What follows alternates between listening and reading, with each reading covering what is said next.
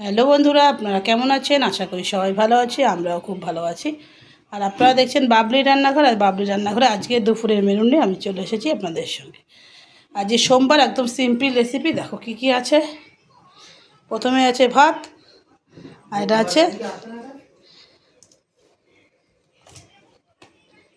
এটা রয়েছে পুঁই শাক দিয়ে, কুমড়ো দিয়ে, চিংড়ি মাছ দিয়ে।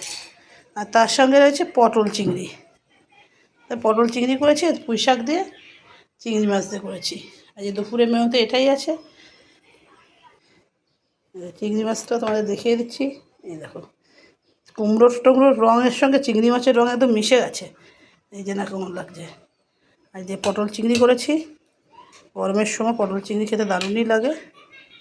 এই যে পটল দিয়ে চিংড়ি মাছ দিয়ে করেছি। এই দুপুরের মেনুতে এটাই আছে। ভিডিওটা ভালো লাগলে একটা লাইক করে দিও। তাহলে সবাইকে ধন্যবাদ জানিয়ে আমি চলে যাচ্ছি।